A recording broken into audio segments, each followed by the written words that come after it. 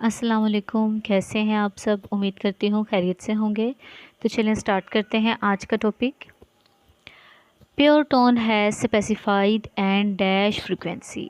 Pure tone has single frequency. इसमें आपने सबसे पहले यही बात जहन में रखनी है कि प्योर टोन का मतलब है आप उसमें सिंगल टोन यूज़ कर रहे हैं। वो सिंपलेस्ट साउंड है, वो कॉम्प्लेक्स साउंड नहीं है। और जो उसकी टोन है, फ्रीक्वेंसी है, वो भी सिंगल होगी। अगर डबल होगी या ट्रिपल होगी तो वो एक कम्प्लेक्स साउंड बन जाएगा। Therefore pure tone has single frequency. An initial screening may takes about dash to 10 minutes, 5 to 10 minutes mean जो आप स्क्रीनिंग टेस्ट करते हैं उसमें आपको 5 से 10 मिनट लग जाते हैं, क्योंकि आपने बच्चे का रिस्पॉन्स रिकॉर्ड करना होता है। समटाइम बच्चा आपका रिस्पॉन्स देता है, समटाइम वो झूठ बोलता है, समटाइम वो ऐसे कह देता है कि हाँ जी मुझे इस कान में आवाज़ सुनाई दे रही है, लेकिन आप जो है वो टोन राइट में दे रहे होते हैं, बच्चा आपको लेफ़्ट में बता रहा होता है, मीन्स वो झूठ बोल रहा होता है।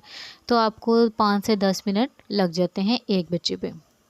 Next, hearing screening test can detect hearing loss at dash stage.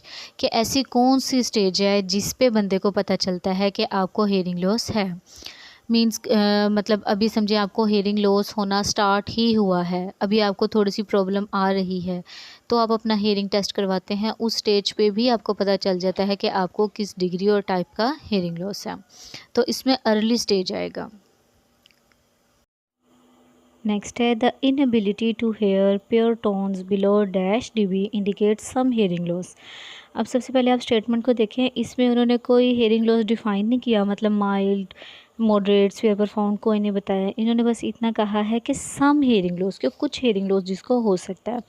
अब इसमें सबसे पहले एक चीज़ समझने की ज़रूरत है कि -15 टू 25 ये नॉर्मल हेयरिंग होती है। अगर इससे नीचे, मतलब अगर आपको ये आवाज़ें सुनाई दे रही हैं -15 से लेकर 25 dB तक, तो ये नॉर्मल है। अगर आपको ये आवाज़ें सुनाई नहीं देती तो आपको सम हेयरिंग लॉस है। इसमें आपको परेशान होने की ज़रूरत नहीं है। ये बाय डिफ़ॉल्ट हो सकता है, कि मतलब बाय बर्थ हो सकता है, कुछ भी हो सकता है, आपकी हेरिटेज की वजह से हो सकता है। इसमें आपको परेशान होने की कोई ज़रूरत नहीं है, कोई मेडिसिन, कोई ऐसी सर्जरी की ज़रूरत नहीं है, ये नॉर्मल है। अब अगर 25 से अबव, मतलब 25 टू 40 dB, अगर ये आवाज़ें आपको सुनाई नहीं देती तो आपको माइल्ड डिग्री का हेयरिंग लॉस होगा।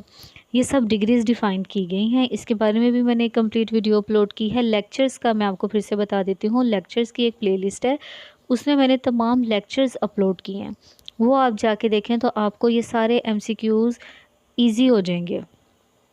तो उसमें सारी डिग्रीज़ मैंने बताई हैं कि किस डीबी पे अगर आपको आवाज़ सुनाई ना दे तो माइल्ड, मॉडरेट, स्फीयर, प्रोफाउंड, इनकी क्या रेंज है।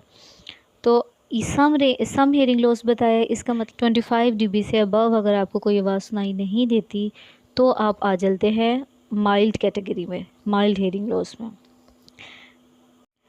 नेक्स्ट है hearing screening test takes dash time, short time, के मीन्स इसमें बहुत कम टाइम लगता है, बहुत ज़्यादा टाइम इसमें नहीं लगता। नेक्स्ट ACR स्टैंड्स फॉर, इसमें जो करेक्ट ऑप्शन है वो है बी, ऑडिटरी क्रेडल रिस्पॉन्स। ये एक टेस्ट है जो हेयरिंग को डिटेक्ट करने के लिए चेक किया जाता है, इसके बारे में भी मैंने कंप्लीट वीडियो अपलोड की है। ये न्यू बॉर्न बेबी जो होते हैं, बहुत छोटे बेबी होते हैं, इसमें आप देखें क्रेडल, क्रेडल क्या होती है, एक कोट होती है, उसमें बच्चे को लटाया जाता है और उसके माथे पे इलेक्ट्रोड्स रख दिए जाते हैं, 3 इलेक्ट्रॉनिक इलेक्ट्रोड्स होते हैं, और एक माइक्रोफोन उसके कान में अटैच कर दिया जाता है। तो हम जो साउंड देते हैं, फिर जो उससे हमें रिस्पॉन्स रिकॉर्ड होता है, उससे हमें पता चलता है कि बच्चे को हेयरिंग लॉस है या नहीं। ये मैंने आपको पहले भी बताया था कि बाय बर्थ बच्चे का चेक करते हैं कि क्या उसको बाय बर्थ हेयरिंग लॉस है या नहीं। कुछ लोग होते हैं जो मदर और फादर दोनों डेफ़ होते हैं, तो उनको डाउट होता है कि क्या हमारे बच्चे में भी ये डिसेबिलिटी है या नहीं, तो वो उसी time, at the time of birth उसका टेस्ट करवाते हैं, मतलब 2 दिन बाद करवा लें, 3 दिन बाद करवा लें, तो इससे उन्हें ये क्लियर हो जाता है कि हमारा बच्चा नॉर्मल है या नहीं। अब इस एज में बच्चा हमें रिस्पॉन्स तो नहीं दे सकता कि मुझे आवाज़ नहीं दी है कि नहीं, 1-2 दिन का बच्चा, तो फिर हम क्या करते हैं, ऐसी ये टेस्ट यूज़ करते हैं, ऑडिटरी क्रेडल रिस्पॉन्स। इसी तरह ABR टेस्ट होता है, वो भी हम करते हैं। तो इसके बारे में भी मैंने कंप्लीट वीडियो अपलोड की है कि किस एज में बच्चे को कौन सा टेस्ट किया जाता है, वो भी आप जाके देख सकते हैं। और एक और चीज़ मैं आपको बताना चाहूँगी कि जितनी भी एब्रीवेशंस हैं, देखिए आपने पीपीएससी के लिए तैयारी करनी है, इसमें एक तैयारी करना एक मेथड होता है जो कि मैं शेयर करती हूँ आपके साथ कि आप समझिए अब हेयरिंग से रिलेटेड जो भी एमसीक्यूज़ पढ़ रहे हैं, कुछ आपको आते होंगे, कुछ आपको नहीं आते होंगे। तो जो आपको नहीं आते, जिनके बारे में आप कंफ्यूज हैं, आप एक पेज बना लें। उस पेज पे उससे उस टॉपिक से रिलेटेड जितनी भी एमसीक्यूज़ होंगे, जो भी आपके डाउट्स होंगे, उनको आप क्लियर क्लियर करके लिखेंगे। फिर एक पेज बना लें, उस पे आपने सबकी एब्रीवेशंस लिखनी है।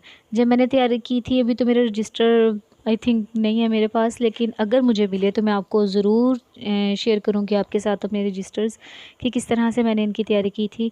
तो आपने एब्रीवेशन का एक अलहदा पेज बना लेना है, क्योंकि देखिए हम इसी एमसीक्यूज़ को देख लें तो थोड़े थोड़े वर्ड्स डिफरेंट किए हुए हैं, लेकिन आप कंफ्यूज हो जाते हैं कि इसकी करेक्ट एब्रीवेशन क्या है। इसी तरह जितने भी टेस्ट है, जो भी टर्म्स हैं, आपको एग्जैक्ट एब्रीवेशन उनकी आनी चाहिए और एग्जैक्ट स्पेलिंग भी आनी चाहिए। समटाइम वो स्पेलिंग चेंज कर देते हैं तो भी बच्चे को ना डाउट हो जाता है, तो आपने एग्जैक्ट याद करनी है एब्रीवेशंस।